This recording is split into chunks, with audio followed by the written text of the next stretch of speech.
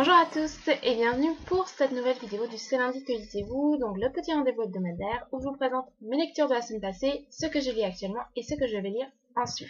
La semaine dernière, je vous quittais sur 13 raisons de Jay Asher, publié aux éditions Albin Michel dans la collection Wiz, qui est donc déjà chroniqué sur le blog puisque je le lisais pour la lecture commune qu'organisait Flo tous les livres. Donc sur Livre Addict et qu'il fallait rendre hier. Donc je vous mets la chronique dans la barre d'informations si vous voulez plus de détails. Mais sachez que j'ai beaucoup aimé cette lecture. Elle m'a émue, elle m'a captivée. Voilà, j'ai aimé découvrir qui était Anna Baker. J'ai aimé m'attacher à Clay. Avoir peur avec lui de donc qu'est-ce que Anna allait lui reprocher, puisque l'histoire c'est qu'en fait Anna Baker donc s'est suicidée et là Clay reçoit donc 7 cassettes donc qui expliquent les 13 raisons, enfin les 13 personnes qui l'ont poussé à cet acte. Et du coup, bah voilà, lui il aimait beaucoup Anna, il la connaissait pas vraiment et il aurait aimé la connaître plus et il n'arrive pas à voir qu'est-ce qu'il aurait pu faire de mal qui la fasse se suicider. Et en fait, voilà, c'est un roman assez émouvant parce qu'on se rend compte que Anna, c'était ni plus ni moins un souffre-douleur, que les gens n'avaient pas l'intention de la faire souffrir, mais que c'était des petites remarques, des petits détails, on se moque gentiment, entre guillemets, de la petite, enfin, la grande Anna. Et à la fin, voilà, elle a craqué, elle a subi pas mal de moqueries, parfois des coups assez durs, et on comprend un peu qu'elle est craquée, et en plus c'est un thème de société, puisque là dernièrement, il y a 2 jeunes qui se sont suicidés parce qu'ils étaient souffre-douleurs. Voilà, c'est quelque chose qu'on retrouve assez souvent malheureusement, et du coup c'est vrai que ça nous fait nous remettre aussi en question, parce qu'on se dit, bah qui ne s'est jamais moqué, mine de rien, d'une personne, pas même méchamment, mais voilà, et on sait pas au final comment l'autre l'a appris, et c'est vrai qu'on peut pas non plus toujours faire attention, mais des fois, il faudrait qu'on réfléchisse un petit peu plus avant de parler. Donc voilà, franchement, si vous avez l'occasion de découvrir ce roman, c'est vraiment un roman émouvant, captivant, entraînant, à laquelle voilà, j'ai aimé me plonger, assez dur psychologiquement. Ça a été une lecture voilà, où je ne suis pas ressortie tout allégée, mais j'avais vraiment envie de continuer ma lecture. Mine de rien, j'étais assez captivée. On pourrait peut-être parler de curiosité morbide parce qu'on avait envie de savoir qu'est-ce que Anna reprochait à ces gens et qu'est-ce que Anna reprochait à Clay, qu'on avait découvert, qu'on aimait bien, on savait c'était un gentil garçon, donc voilà. Donc franchement, une très bonne lecture qui est sortie en version poche si ça vous intéresse. Donc voilà, en plus l'objet libre est assez sympa. Bon, la couverture est bof bof, mais à l'intérieur, voilà, vous avez la différence entre quand Anna parle et quand Clay parle, et vous avez voilà, alors hop, des petits logos comme ça, comme vous pouvez voir, donc play, pause, arrêt, etc. Donc c'est assez Ensuite, sympa. Je me suis mise un petit peu au BD, voilà, pour un petit peu me détendre. Donc j'ai lu le tome 4 du Donjon de Nahulbuck, donc le tome 4 de la deuxième saison, partie 2, de Langue et Poisson, publié aux éditions Clair de Lune, bon, qui a été un grand moment d'humour, hein. C'est pas de la grande lecture, mais c'est toujours aussi sympa. Et j'ai lu le tome suivant, donc le tome 5, donc le tome 5, deuxième saison, partie 3 du Donjon Nahulbuck. Je suis désolée pour les reflets. Voilà, donc c'est toujours aussi marrant, donc voilà, mais j'aime un petit peu moins cette deuxième saison par rapport à la première. J'ai vraiment préféré la première, mais c'est toujours quand même... C'est toujours aussi marrant, voilà, ça vous fait sourire. Alors ensuite, j'ai lu Meurt la fin de Anne Calif, publié aux éditions The Mental House, donc que j'avais reçu via Mass Critique sur Mabelio. Donc, je vous avais dit la semaine dernière que je ne comptais pas enchaîner 13 raisons à Meurt la fin parce que ça allait être des lectures assez dures. Bon, je ne l'ai pas fait en fait parce que j'ai mis les BD et j'ai mis un autre roman entre les deux, mais je n'ai pas terminé l'autre roman en question, dont je vais vous parler après. Mais voilà, hier en fait, je me suis assise et en préparant ma valise, et je sais pas pourquoi j'ai ouvert le roman là, et je l'ai terminé. Il faut même pas 2 heures pour le lire, ça se lit vraiment très vite. Enfin, 2 heures, 2 heures et demie peut-être. Mais franchement, c'est très très très très rapide. La police de caractère est assez grosse. Il y a pas mal d'espace, donc vous voyez, ça se lit vraiment assez vite. Et pour enfin, c'est la première fois que ça m'arrive en fait.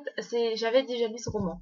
Je savais qu'il avait été déjà édité, mais j'étais persuadée que je voulais le lire. Et en fait, non, c'est un autre roman publié aux éditions Gallimard que j'aimerais beaucoup lire, mais qui porte cette fois-ci sur le thème de l'anorexie. Parce que là, c'est pas l'anorexie, c'est la boulimie. Alors, je sais pas si vous savez ce qu'est la boulimie. Donc, en fait, la boulimie, c'est le fait de se gaver pour combler un vide. Mais on est loin de la gourmandise. on est loin de quelqu'un qui grignoterait. Non, non, c'est vraiment un gavage. C'est je vais avaler un paquet de biscottes avec du beurre en même pas une demi-heure. Pour voir, j'ai fait en fait mes TPE au lycée sur ça, donc c'est vraiment aberrant. Donc une crise de boulimie fait entre une demi-heure et 2h30 pour les plus extrêmes, et les personnes peuvent ingurgiter de 500 grammes à 4 kilos. Quand même, 4 kilos. Voilà, pour les vraiment grands boulimiques. Et donc là, on suit Maud, qui a une enfance assez froide et qui du jour au lendemain va devenir boulimique. Et j'avais déjà lu ce roman parce que le roman était, je savais qu'il était 1, 2, 3, je savais qu'il avait déjà été publié, donc sous une autre couverture. Bon, ça peut arriver de se tromper, mais j'aurais reconnu le nom de l'auteur, sauf que là, l'auteur a aussi changé de nom, donc je me suis fait avoir. J'ai juste, en lisant, je me disais c'est bizarre, ça me rappelle une autre lecture, et j'arrivais pas à mettre le nom de l'autre lecture. Et jusque la fin, où la fin m'avait beaucoup marqué par un petit détail. Bon, il m'a marqué, c'est entièrement personnel, hein. Je pense pas que d'autres personnes aient pu s'arrêter à ce petit détail-là. Mais moi, c'est vrai que ce détail-là m'avait marqué, et comme par hasard, je retrouve ce détail dans ce livre, je me dis c'est bizarre. Je vais voir ma liste de livres lus, que je tiens depuis 2005, donc heureusement, et j'ai donc lu ce livre en 2006-2007. Donc voilà, donc en fait c'était une relecture, sauf que l'autre version était une version abrégée. Donc là c'est la version complète de l'auteur, que j'ai bien aimé, mais que j'ai trouvé assez froid. Alors je sais pas si c'était le désir de l'auteur, mais j'ai trouvé que l'histoire de Maud en restait assez extérieure. Voilà, que j'avais pas envie forcément de la prendre en pitié, que c'était tellement, tout était tellement froid que voilà. Bon, après je dirais pas que ce n'est pas voulu, mine de rien, parce que c'est un petit peu, voilà, Maud a grandi dans une atmosphère assez lugubre et froide, avec un manque affectif de son père. Et du coup, je me dis que c'est voulu, en fait, que l'auteur reste dans ce, dans ce thème, enfin, rendre l'atmosphère toujours froide au fur et à mesure du roman. Et voilà, mais j'ai pas été émue, en fait. Et ça, j'ai envie de dire que ça m'embête un petit peu, parce que c'est un roman par lequel on devrait être ému. Et pas du tout, voilà, je suis restée assez extérieure, mine de rien. Mais ça m'a quand même, voilà, ça a été une bonne relecture. Et c'est à moitié autobiographique, puisque d'après ce que j'ai compris, donc l'auteur a été atteint de boulimie et s'en est sorti. Donc, pendant sa jeunesse. Donc voilà, franchement, c'est un roman que je trouve qui mérite d'être découvert, parce qu'il explique plutôt bien la boulimie. Donc voilà, si vous vous intéressez à tout ce qui est TCA, enfin trouble du comportement alimentaire, anorexie, boulimie, celui-ci, sans faire dans le dramatique, sans faire dans l'apitoiement, sans donner forcément de détails chocs, et ben il arrive à vous faire comprendre les systèmes de la boulimie assez simplement, j'ai envie de dire, mais efficacement.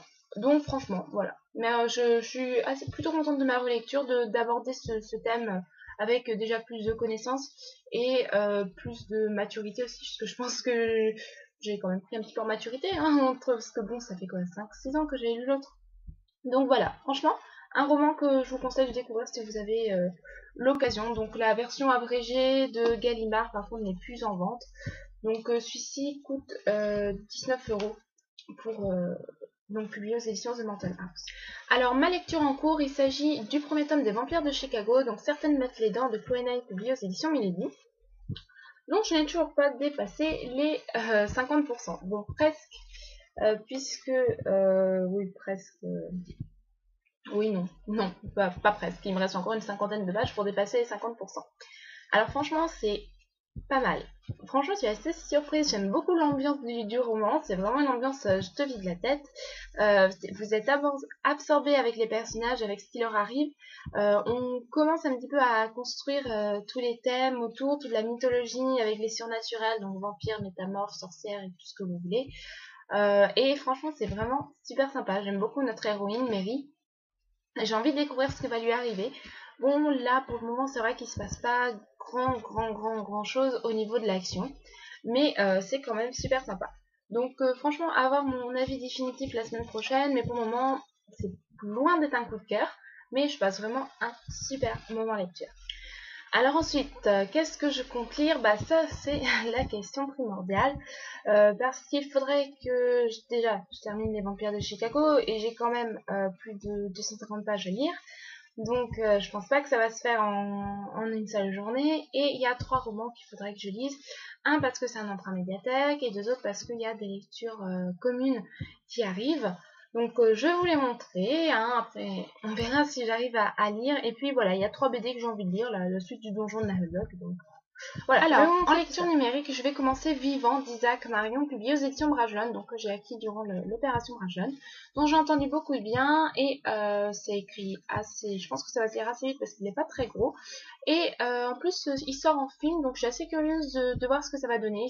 Ça va être mon premier roman sur les zombies, donc j'espère que ça va me plaire. Alors il y a aussi La quête des livres mondes, le tome 3, le livre du temps de Karina Rosenfeld, publié aux éditions La Talente, que j'aimerais lire, que je vous ai déjà présenté, pardon, mais que je n'ai toujours pas lu. Donc bah, on va espérer la semaine prochaine, hein. Enfin, cette semaine, il y a aussi Angel de Ella Wisterly, donc publié aux éditions Gallimard Jeunesse, donc le tome 1 qu'il faut que je lise, dont voici la couverture maintenant. Et donc je pense que je vais dévorer les 3 dernières BD que j'ai de Donjon de Naheulbeuk. Donc le tome 6, qui est le dernier tome de la 2e saison.